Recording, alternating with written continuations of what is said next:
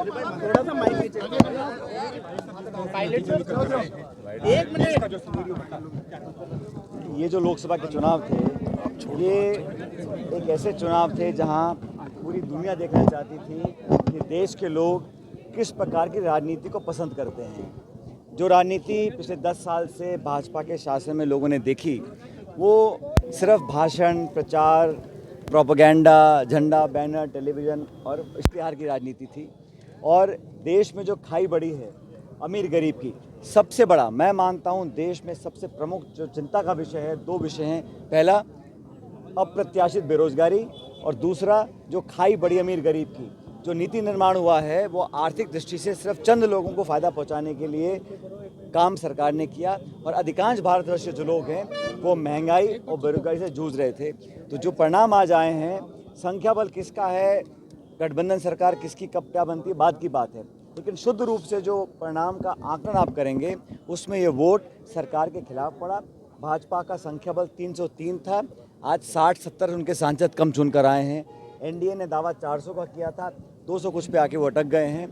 और ये जो जनादेश भी है ये खंडित है, किसी भी दल को सरकार बनाने का स्पष्ट बहुमत नहीं मिला।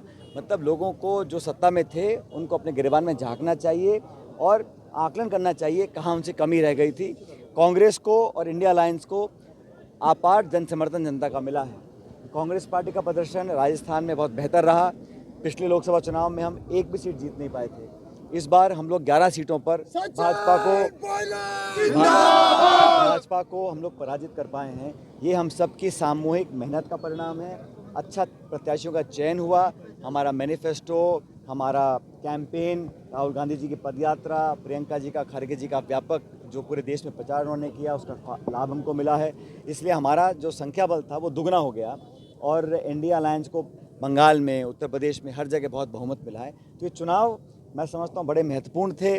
और सरकार का गठन तो राष्ट्रपति के निमंत्रण के बाद होगा, लेकिन जो परिणाम आए हैं वो मुझे लगता है कि सरकार के विरोध में है। सरकार की जो नीति थी दमन की, विपक्ष को ख़त्म करने की, संवादहीनता की, संवेदनहीनता की, उसको लोगों ने नापसंद किया है। सर, राम मंदिर के नाम पर कांग्रेस सरकार मिल पाएगी? अब देखिए, जहाँ तक आपने कहा कि भाजपा राम मंदिर का इस्तेमाल कर वोट बटोरने की बात करते थे, उत्तर प्रदेश में अयोध्या में बीजेपी हारी है और जिस शहर में मंदिर बना है वहाँ पर भी समाजवादी पार्टी जीती है। तो इस देश के नौजवान, किसान और अधिकांश लोग धर्म के नाम पर जो राजनीति हो रही है उसको पसंद नहीं करते। राजनीति होती है सिद्धांत की, संविधान की, प्रगति की, विकास की, योजना की, उद्योग की, निवेश की। और राजनीति आप करें मंगलसूत्र की, हिंदू की, मुसलमान की, मंदिर मस्जिद की, उसको नौजवान पीढ़ी और अधिकांश लोग पसंद नहीं करते हैं। ये बात मुझे लगता है भाजपा को समझ में आ गई होगी।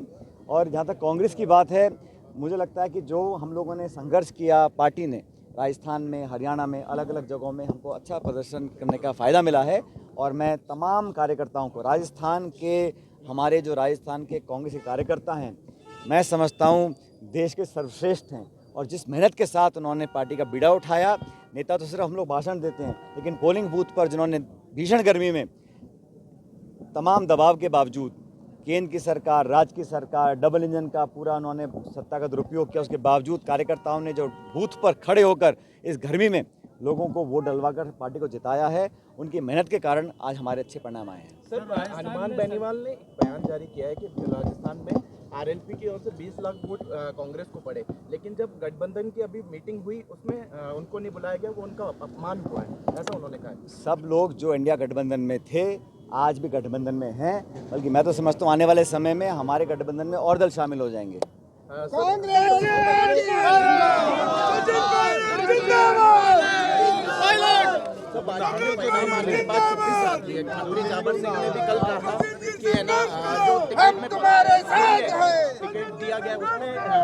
मैं भारतीय जनता पार्टी के अंदरूनी मामलों में टिप्पणी नहीं करना चाहता हूं। उनका दल है, उनकी सरकार है, वो जो मर्जी करें, लेकिन राजस्थान के लोगों को आज उम्मीद है कि जो सरकार बनी है वो लोगों की मदद करे।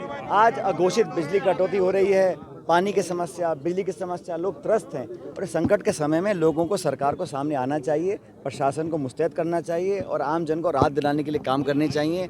और ये सिर्फ चुनाव जीतने के पहले के जो वादे थे, अब आज 6 महीने हो गए हैं, तो उन वादों को पूरा करने का समय आ गया। कांग्रेस पार्टी जनता के साथ खड़ी है, हर मौके पर लोगों की बात को उठाते रहेंगे और सरकार को अगर वो काम नहीं करेंगे तो घेरने का काम हमारी पार्टी करेगी। सर वैभव गहलोत दूसरी बार वापस हार गए और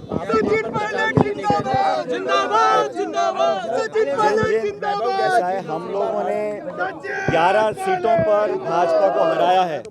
जहाँ जहाँ हम लोग भाजपा को हरा नहीं पाए, अगली बार हम दुगनी मेहनत कर उनको हराएंगे। लेकिन देश का मूड, प्रदेश का मूड आज कांग्रेस के पक्ष में है।